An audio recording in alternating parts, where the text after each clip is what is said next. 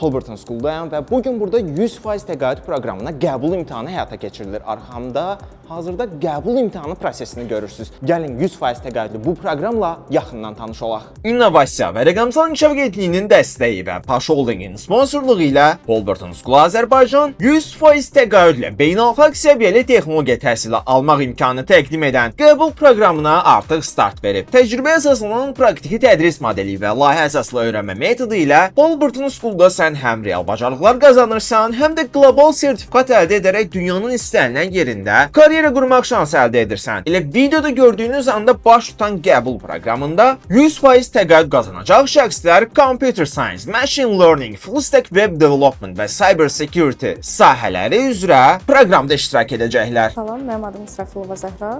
Holberton School Azərbaycanın 24 kohortunun məzunuyam. Mən proqram olaraq Computer Science-ı bitirmişəm və mənə qatdığı şeylərdən danışsam təkcə texniki bilik yox. Yəni mən C öyrənmişəm, Python, HTML, CSS və s. Amma qatdığı şeylərdən biri də mənim üçün soft skill olub.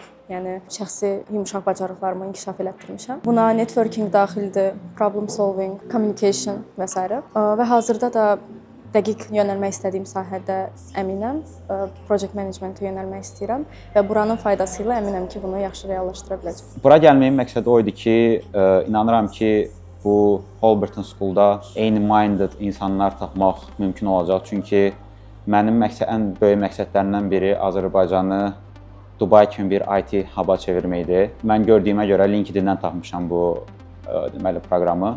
Gördüyümə görə güclü reklam gedir, güclü hər yerdə universitetlərə çıxışlar gedir və inanıram ki, hər universitetdən bir güclü uşaq gəlsə bura çox güclü bir komanda qrup, necə deyirlər, ölkəmizin gələcəyini yaza bilərik. Hə, bir də təqaüd proqramına qeydiyyat hələ də davam edir. Nə qədər ki bitməyib, məncə Holberton School'a qoşulmaq üçün tələsmək lazımdır.